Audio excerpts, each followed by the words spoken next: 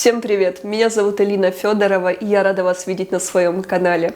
Сегодня у меня для вас мотивационный ролик, так как у большинства людей в начале года много желания, потенциала для того, чтобы что-то менять в своей жизни, строить какие-то планы. И поэтому мне бы хотелось дать вам еще больше мотивации, больше энергии для того, чтобы качественно изменить свою жизнь. И в сегодняшнем видео я поделюсь с вами 10 пунктами, советами, которые позволят вам сделать это. Итак, давайте перейдем к первому пункту. Имейте цели, причем как на неделю, так и на месяц, на год и на 5 лет. Дело в том, что, наверное, если спросить у большинства людей, если у вас какая-то цель, каждый ответит: да, у меня есть там какая-то цель, но у 90% будет проблема с конкретикой, потому что люди часто что-то хотят, но они хотят что-то абстрактное такое.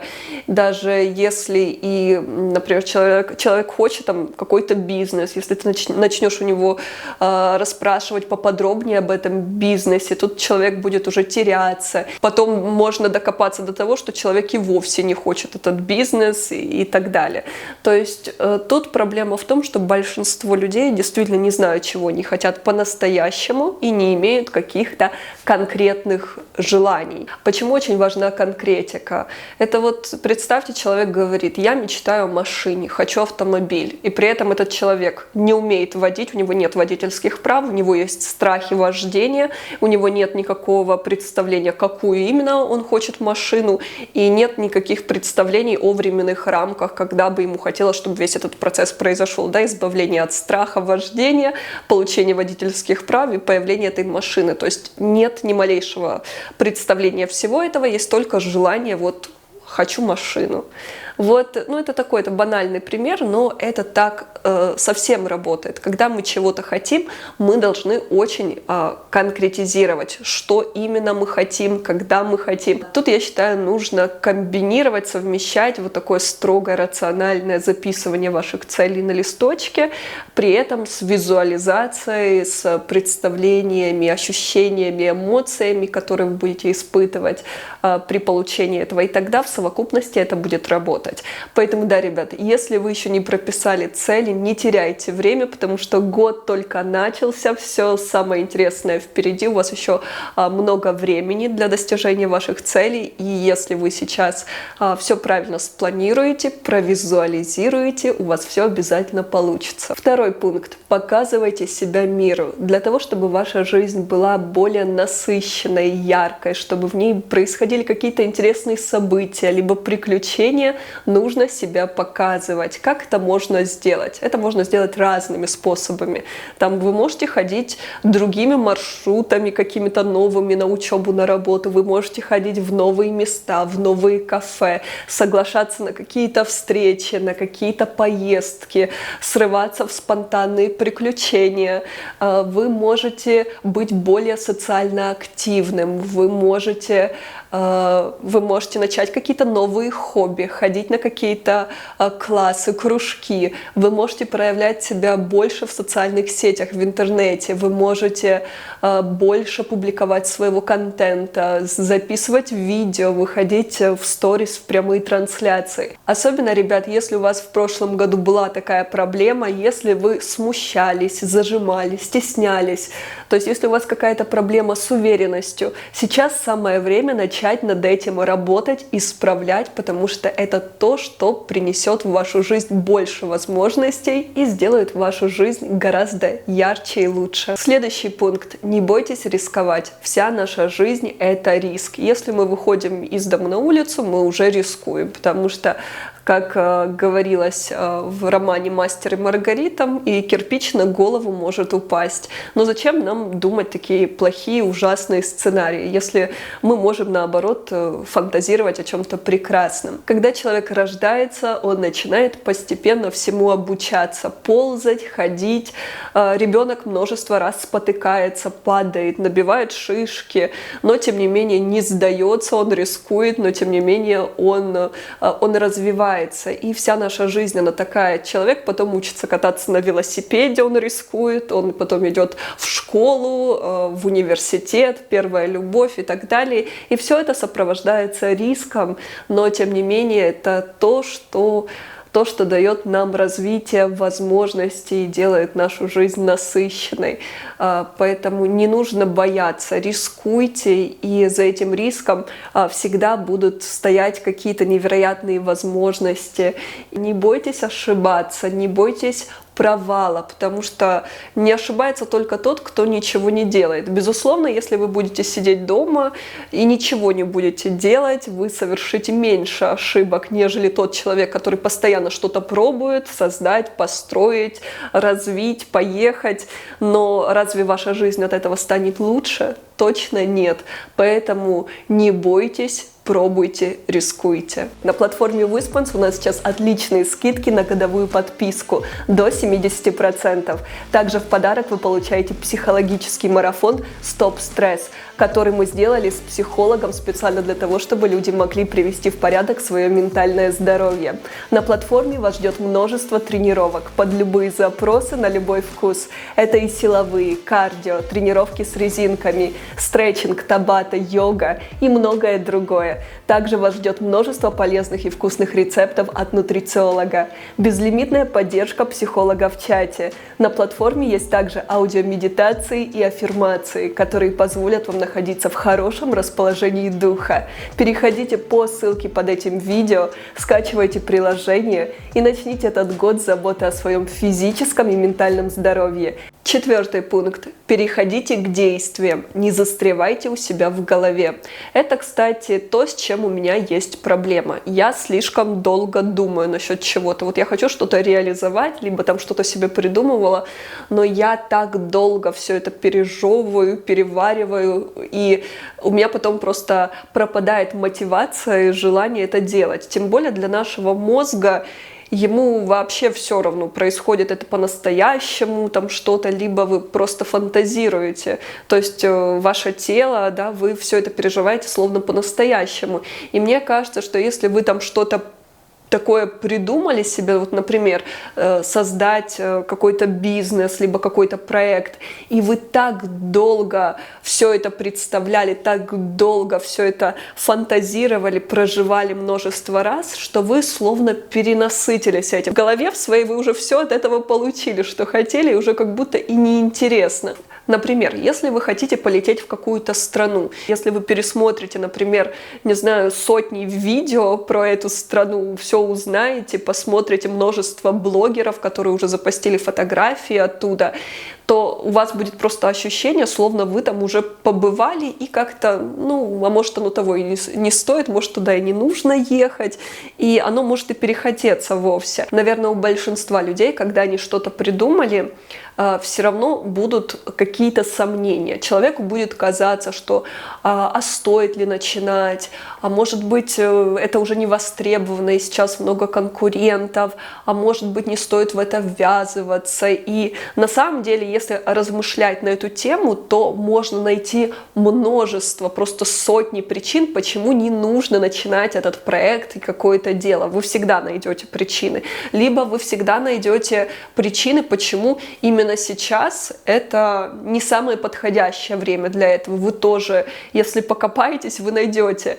И таким образом все это переносится, откладывается, а потом и вовсе забрасывается. Поэтому очень важно не перенасытиться тем, чем вы горите, для того, чтобы не перегореть, а все-таки перейти к физическому воплощению вашей мечты. Кстати, даже на энергетическом уровне очень важно находить этот баланс, когда вы находитесь у себя в голове, вы что-то там думаете, и когда вы начинаете проявляться и делать какие-то действия. Потому что если вы очень часто пребываете у себя в голове, просто у вас там постоянно думаете вот, и никак не проявляете это, то у вас получается энергетический дисбаланс, и вы начинаете плохо себя чувствовать, и ментально себя плохо чувствовать. Тут уже могут проявляться какие-то депрессивные нотки, плохое настроение, раздражительность, потому что вы не даете выход этой энергии, то есть она у вас как будто внутри застаивается. Поэтому очень важно делать какие-то активные действия. И я тоже помню, когда с коучем разговаривала по этому поводу, она мне тоже давала этот совет. Она говорила: Лина, ты слишком много сидишь у себя в голове, нужно что-то делать. Следующий 5-й пункт: производите. Больше производите, нежели потребляете. Потому что человек, по сути, да, он такой потребитель, он постоянно потребляет множество товаров, услуг, контента, особенно контента, да, это видео, это фото, это статьи, это посты и так далее, блоги.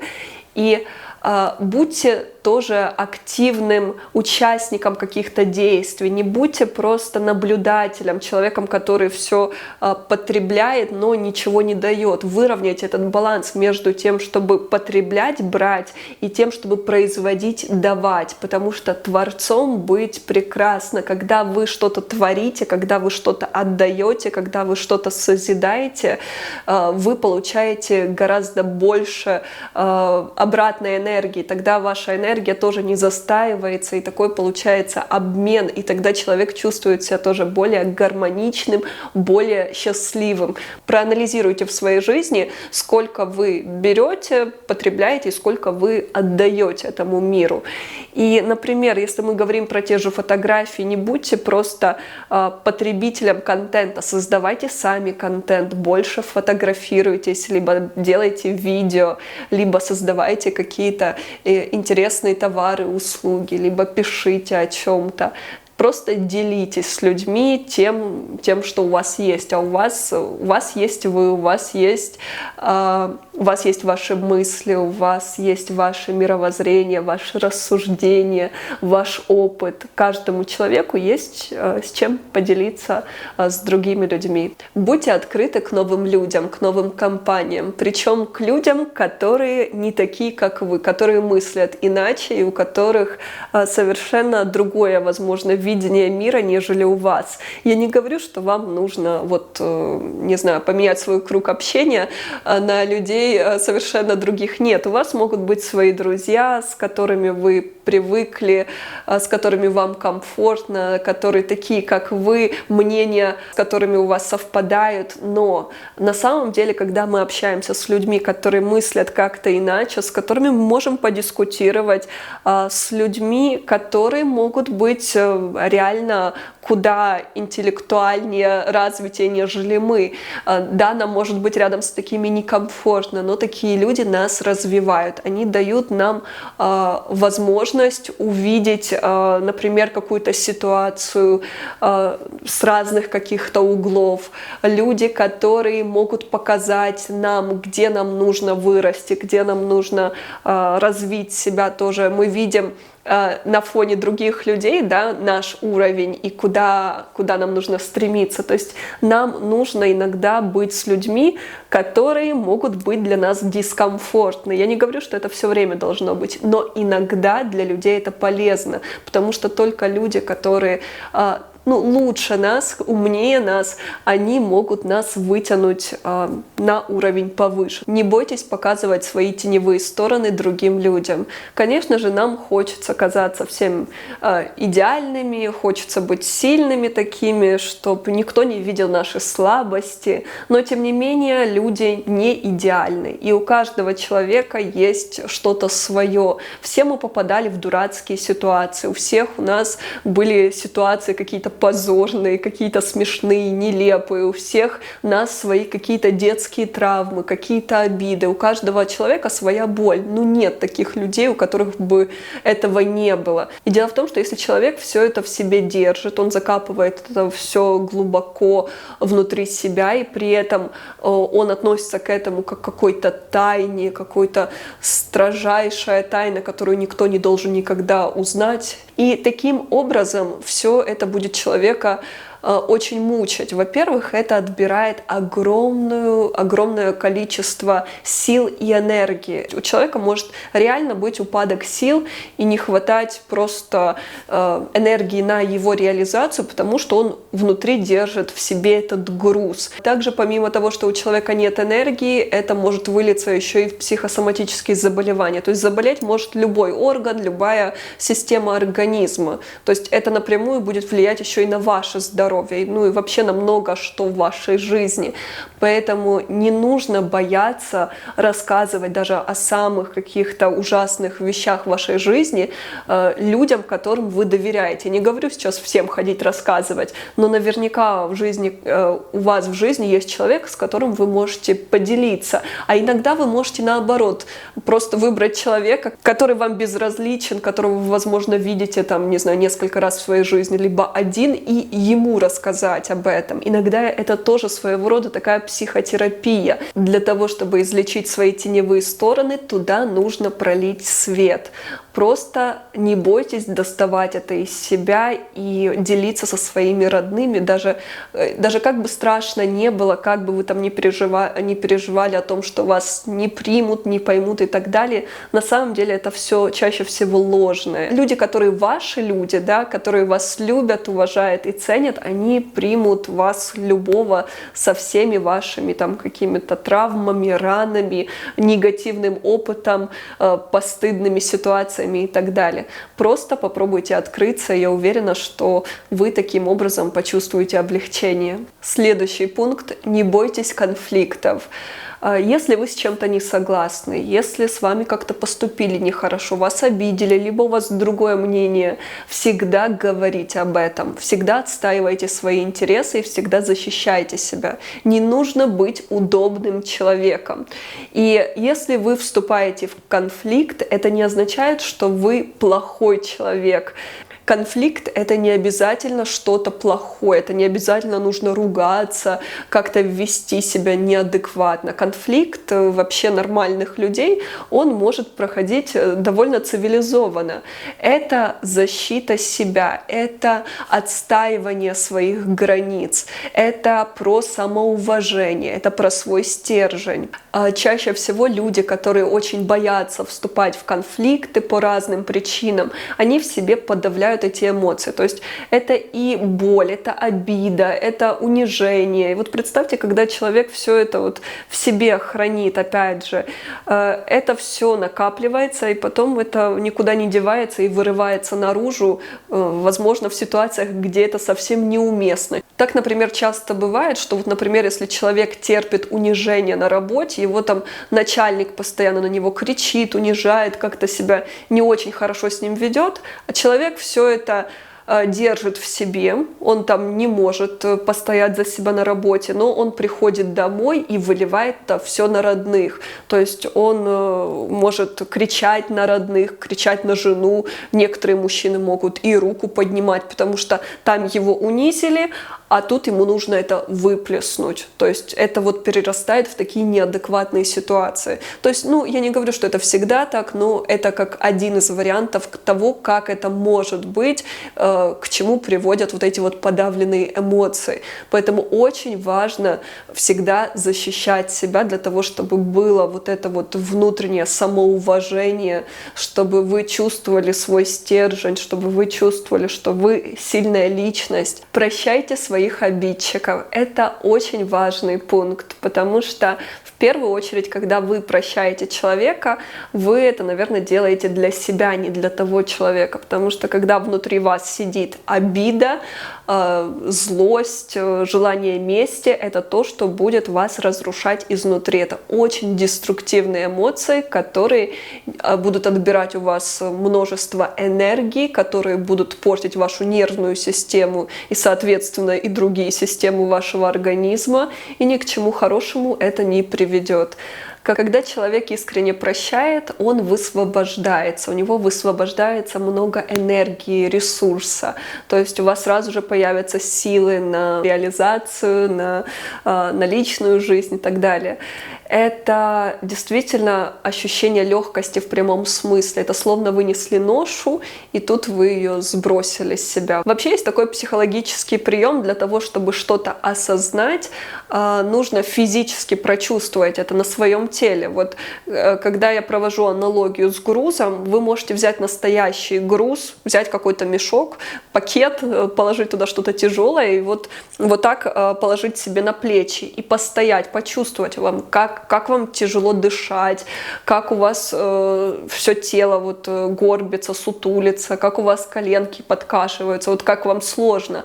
Постоять какое-то время, а потом все это с себя снять и почувствовать, как вашему телу становится легко, как вам легче дышать, как у вас плечи расправились, как вам хорошо.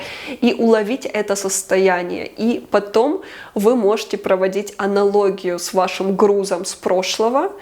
И таким образом вы поймете, что нет смысла его нести, если вы можете его взять сейчас и скинуть. И тут только от вас зависит, как вам дальше идти по жизни. С этим тяжеленным мешком, с подкошенными коленками и сгорбленной спиной, либо же просто прямо сейчас взять, выкинуть этот мешок и идти, просто дыша полной грудью с ровной спиной. И последний пункт. Будьте оптимистами. Не зря было написано такое количество книг о позитивном мышлении. И я знаю, что есть люди-скептики, которые говорят, что все это ерунда, оптимизм — это розовые очки, это лицемерие, притворяться, что все так радужно и прекрасно, когда все не так. Оптимизм — это тот инструмент, который действительно может изменить вашу жизнь кардинально и сделать вас счастливым человеком.